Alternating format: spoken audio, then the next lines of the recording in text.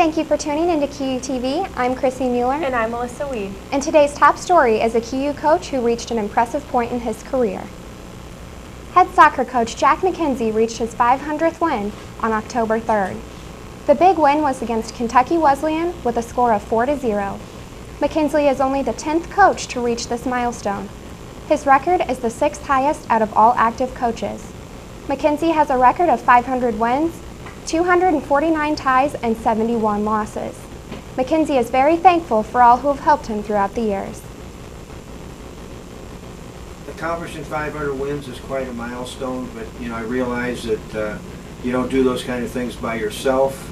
I've had probably 300 or more very, very good players that have helped along the way. They actually do the work out on the field.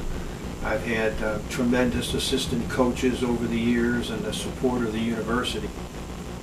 The Hawks have two remaining home games on October 22nd against University of Illinois Springfield and October 24th against Lewis University.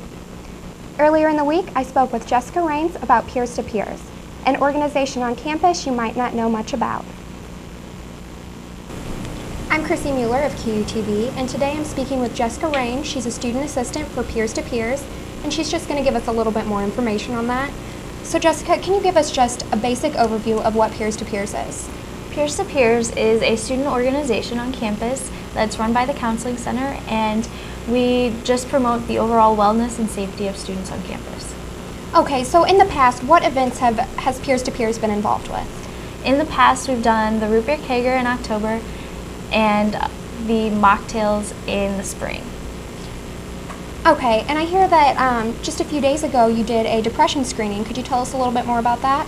Yes, the depression screening was kind of a little test that we gave out to students, and then it was graded by Molly Dunstanky and the nurse, and it just kind of gave students an overview on their mental health state.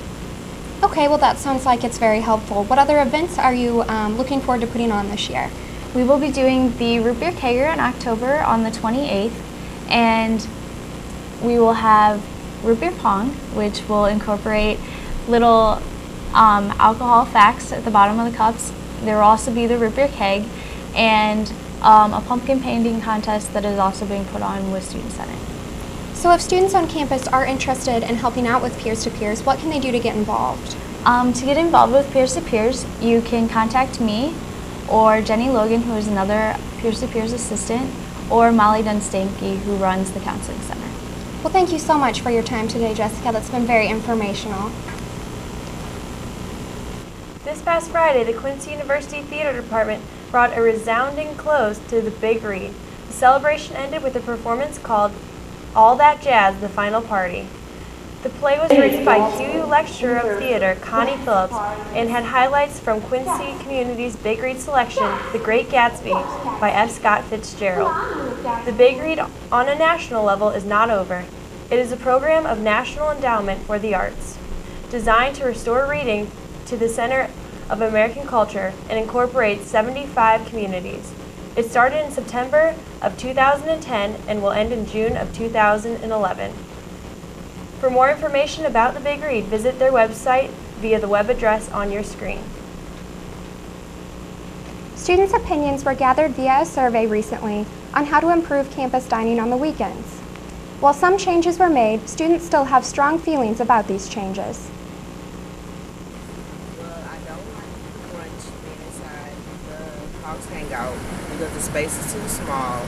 And when the football players get out of practice, they come in and take over.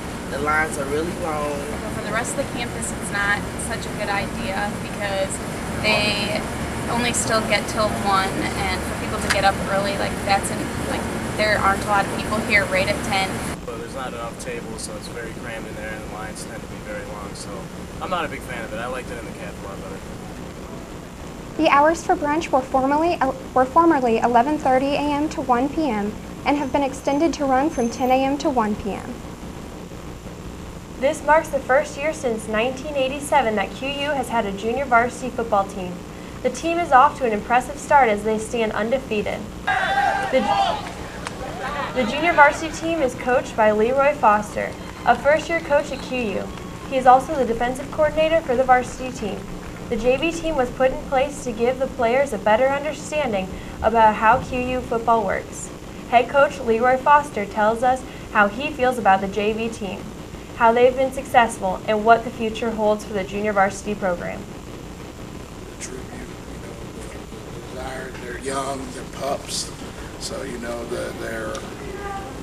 their desire to play and aggressiveness, that's what I contribute to us winning so far. We're out there having fun. We've got a great mold by the varsity coaches, our defensive coordinator, offensive coordinator, along with our head coach. We follow the plan that the varsity follows, and we've just been blessed with being able to pull out some wins. It's a little different down on JV than the varsity because up there they're playing teams that are, considered higher than us and things like that, ability-wise. And, with the JV, we're pretty much playing the same caliber athletes as, we have. So we're lucky on that aspect also. And it's been successful so far. The JV team is set to play again on October 24th against Augustana in Rock Island, Illinois at 4 p.m. Now let's see what QUTV's Pete Leja has for us this week in entertainment.